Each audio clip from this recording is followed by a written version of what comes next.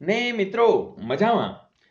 મિત્રો આપણે મેથ્સની અંદર ખાસ કરીને 10મા ધોરણની અંદર અગાઉ બોર્ડમાં પૂછાયેલા અને જે દરેક કોમ્પિટિટિવ એક્ઝામમાં પણ પૂછાય છે એવા પ્રશ્નોમાં આપણે નજર કરી અને પ્રેક્ટિસ કરી અને એવા માહિર બનવું છે કે જેથી કરીને કોઈ પણ પ્રશ્ન આવે, કોઈ પણ જગ્યાથી પ્રશ્ન આવે પણ આપણા માર્ક્સ એમાંથી કટ થાય નહીં.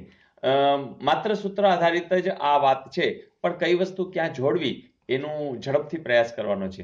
જેમ કે જો ગોલકનું ઘનફળ 1/6 પાઈ સેમી ઘન હોય તો તેનો વ્યાસ ખાલી જગ્યા સેમી થાય.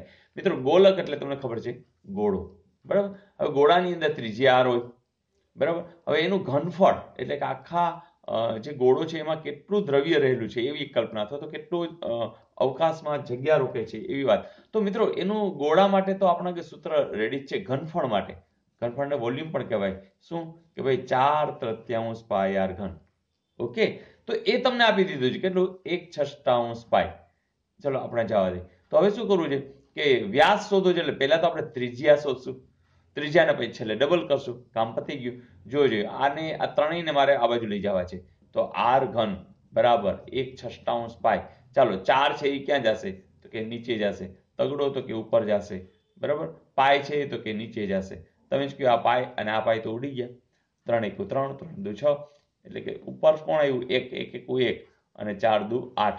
તમે જ કહો કે આર ઘન બરાબર 1/8. તો આર એટલે તો કે ઘનમૂળમાં 1/8. હવે ઘનમૂળમાં 1નું ઘનમૂળ 1, 8નું ઘનમૂળ 2, એટલે કે તમને આર ની કિંમત 1/2 મળી ગઈ. પણ એ લોકોને આર જોતો નથી. જો ઉતાવળમાં ઘણું કે છે ને 1/2 એટલે 0.5 અને પહેલું જોઈએ એટલે આપણે કરી નાખી.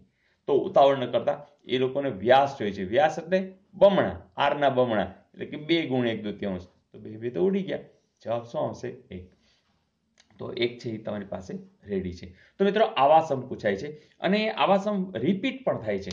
એટલે એકવાર જોયો, મને લાગે છે કે આ વખતે કોઈના માર્ક્સ આમાંથી કટ થવાના નથી.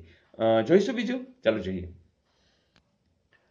અહીં પણ સૂત્ર આધારિત જ વાત છે. જેમ કે બે ગોળાઓના ઘનફળ 1372 અને 500 ઘન સેમી હોય તો તેમની ત્રિજ્યાઓનો ગુણોત્તર ખાલી જગ્યા થાય. મિત્રો તમને એક ગોળો આપ્યો છે, બીજો ગોળો આપ્યો છે. આનું ઘનફળ 4/3 પાઈ આર ઘન, આનું પણ 4/3 પાઈ આર ઘન. આને કેપિટલ આર કહી અને સ્મોલ આર કહી. એટલે કે આપણી પાસે આવું આવે છે 4/3 પાઈ આર ઘન. ઓકે, અને બીજું શું છે 4/3 પાઈ આર ઘન. મિત્રો આ તો બધું ઉડી જાય છે, હે ને. તો આર ઘનના છેદમાં આર ઘન, બરાબર ને. તો એ તમને શું આપ્યું છે તો કે 1372/500. મિત્રો ઘનની વાત આવે એટલે તમને તરત ખબર કે 125 અહીં આવી શકે છે. કેટલા? 4 વડે. અથવા તમે આનો ભાગાકાર કરશો, અડધા અડધા કરી, ચલો ને. ન ફાવે તો જો 6 દુ 12, 17 છે, 8 દુ 16 અને 6 દુ 12. હજી અહીં થશે 125. આ 343. તરત તમને યાદ આવવા મળશે કે સર 343 એટલે તો શું છે કે 7નો ઘન છે અને 125 એટલે કેટલા છે? 5નો ઘન છે. તો અહીંયા જોયું છે ઘન ઘન બંને બાજુ ઘનમૂળ લેતા, એટલે કે આરના છેદમાં આર બરાબર 7/3 અને 7/3 આ શોધવાનું હતું. તેને આપણે 7/3 લખી શકીએ કે નહીં? તો એવું ક્યાંક તો આપ્યું જ હશે. મને લાગે છે મારી ભૂલ થઈ છે ઉતાવળની અંદર. એક જગ્યા સોરી, 3 ક્યાં આવશે? 5 જ આવશે. ભૂલ બિલકુલ નથી, કારણ કે 5નો ઘન છે, એટલે કે અહીંયા 7/5. ચાલો આ રહ્યું. તો મિત્રો આવું કંઈક કે તમને જે આપેલું છે એમાં કઈ રીતે આગળ વધવાનું છે એ જ ખાલી જોવાથી આવડી જશે. સોરી મિત્રો, જેમ જેમ તમે દાખલા ગણશો ને એમ તમે કોન્ફિડન્સ લેવલ તમારું અપ થશે અને તમારા માર્ક્સ પણ નહીં જાય. જેમ કે હમણાં જે ટાટનું પેપર ગયું તો એમાં રિઝનિંગના મેથ્સના બધું આવડી ગયું, કારણ કે આપણે તમે જોતા હશો કે બધું રિપીટ થઈ ગયું. તો તમે તરત કહેશો કે સર જેમ કે આપણા આટલા બધા વિડીયોઝ છે તો સ્વાભાવિક છે કે તમે સ્યોરિટી સાથે કામ કરી શકો. અને બીજો ફાયદો એ થશે કે તમારો સમય બચશે. જોઈએ નેક્સ્ટ. મિત્રો આ પ્રશ્ન પણ તમને ગમશે કે લઘુવૃત્તાંશના આધારે કે આને છે ને મિત્રો કેન્દ્ર કહેવાય અને આ 0 નથી પણ O છે.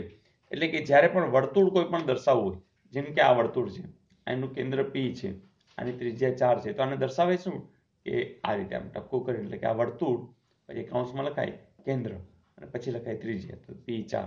તો એવી રીતે O કેન્દ્રવાળું વર્તુળ છે અને એની ત્રિજ્યા કેટલી છે? 10 છે. ઓકે, અને લઘુ વૃત્તાંશનું ક્ષેત્રફળ 300 છે. એટલે કે અહીંયા દાખલા તરીકે એક આવું લઘુ વૃત્તાંશ છે, રાઈટ, અને એનું ક્ષેત્રફળ કેટલું છે? 300 છે. તો એને અનુરૂપ ચાપની લંબાઈ એટલે કે આ સ્મોલ l આ શોધવાનું છે. મિત્રો તમને ખબર છે આનું એક સૂત્ર જ છે કે આ ત્રિજ્યા r છે અને જો આ લઘુચાપની લંબાઈ l હોય તો 1/2 LR પતી ગયું. એટલે કે આ બંનેનો ગુણાકાર અને 2 વડે ભાગાકાર, તો એ જ એનું શું થાય? ક્ષેત્રફળ. તો આમાંથી તમે જાણો છો શું? r ત્રિજ્યા, એટલે કે તમે અહીંયા 10 જાણો છો. તમે જ કહો કે જો 2 × 5 = 10, આ 5 ને આ બાજુ લઈ જાય તો છેદમાં જશે, તો 300/5, 6 × 5 = 30 અને 0 એટલે કે 60 જરૂર છે. તો આવું કંઈક કે જેમાં તમે સ્યોરિટી સાથે કહી શકો કે સર આ જવાબ આ જ છે, તો એવું તમને મળી જશે. તો મજા આવી. તો માત્ર સૂત્ર કયું આવ્યું? 1/2 LR. એમાં r શું હશે? ત્રિજ્યા હશે. r શું હશે? ત્રિજ્યા હશે. l શું હશે? ચાપની લંબાઈ હશે. તો 1/2 LR એ લઘુ વૃત્તાંશના ક્ષેત્રફળનું સૂત્ર છે.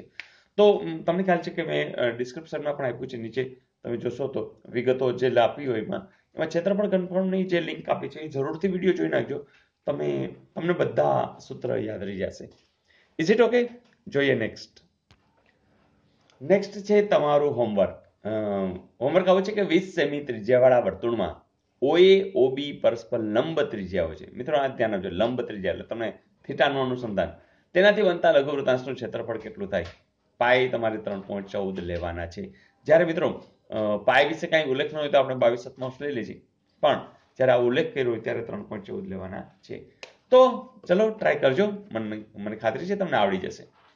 અને હા, ગઈકાલનું હોમવર્ક મિત્રો તમને પૂછેલું હતું કે 1 સેમી વ્યાસવાળા ગોલકનું ઘનફળ ખાલી જગ્યા સેમી ઘન થાય. તમને ખબર છે કે ગોલકનું ઘનફળ એટલે કે 4/3 પાઈ r ઘન, અને તમને 1 સેમી વ્યાસ કીધો છે. એટલે તમે તરત શું કરશો કે જો આ વ્યાસ આપ્યો હોય તો એનું અડધું કરશો, એટલે કે 1/2 થી તમારા માટે r બનશે. એટલે કે ગોલકનું ઘનફળમાં શું થશે? 4/3 પાઈ તો આપણે રાખશું કારણ કે છે જ, તો 1/2 ગુણ્યા 1/2 ગુણ્યા 1/2. તો બસ આ જવાબ આવે. તમે કહેશો સર 2 દુ 4, હે ને, 2 દુ 4 એટલે થઈ ગયા. તો શું આવ્યું કે 1/6 પાઈ એવું ક્યાંય આપેલું છે? જરૂર આપ્યું છે. તો મોટાભાગને આ ABCD, તો C છે એ જવાબ સાચો છે અને તમારો પ્રયત્ન પણ સાચી દિશામાં છે. તો મિત્રો મજા આવી, ધેટ્સ ગુડ. તો મજા કરતા જ રહેશું અને આપણો જે લક્ષ્યાંક છે એ પણ સિદ્ધ કરતા રહેશું. હા, તમારી આજુબાજુ કોઈ હોય તો એને જોડવાનું કામ તમારે જ કરવાનું છે, કારણ કે એને પણ ગણિતમાં આપણે હળવાશ લાવી છે. એટલે 10મા ધોરણના વિદ્યાર્થીઓને તો આપણે ટાર્ગેટ કરીએ જ કે MCQ આ વખતે 50 ગુણના છે જ, કદાચ આવતી વખતે ચેન્જ થઈ જવાનું છે.